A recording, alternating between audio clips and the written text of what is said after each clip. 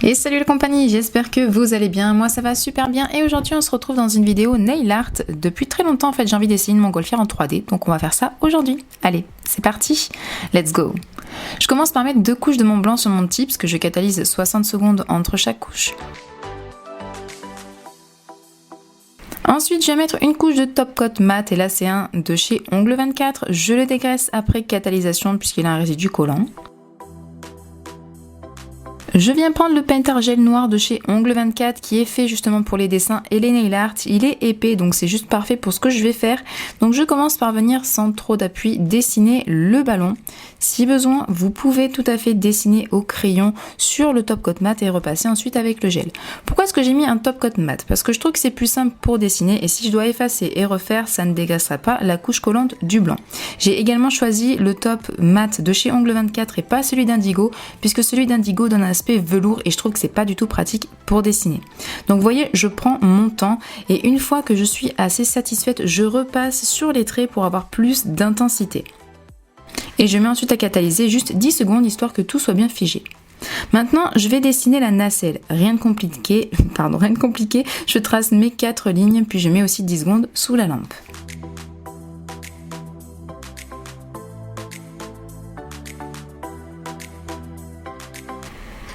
Après, je relie mes 3 lignes, oui, voilà, on va dire ça comme ça. Je relie la nacelle et le ballon avec 3 petites cordes, voilà, une de chaque extrémité de la nacelle et une au centre. Je mets également 10 secondes sous la lampe, histoire de tout sécuriser.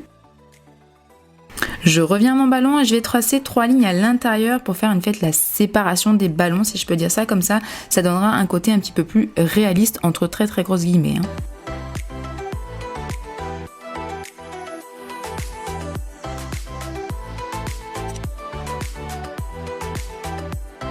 Je remets ensuite 10 secondes sous ma lampe, histoire de vraiment bien sécuriser le tout.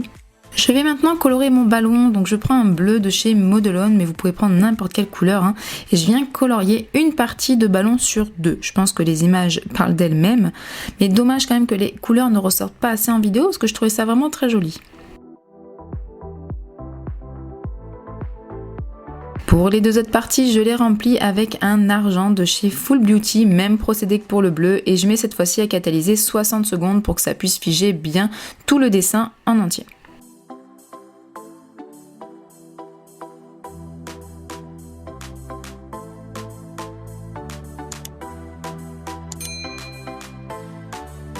Je vais maintenant colorer la nacelle, mais je veux quelque chose d'assez transparent. Je vais donc mélanger une goutte de la protéine base et une goutte de VSP de chez Beautylux. Toutes les références produits sont dans la barre d'infos, donc je vous invite à aller voir ça.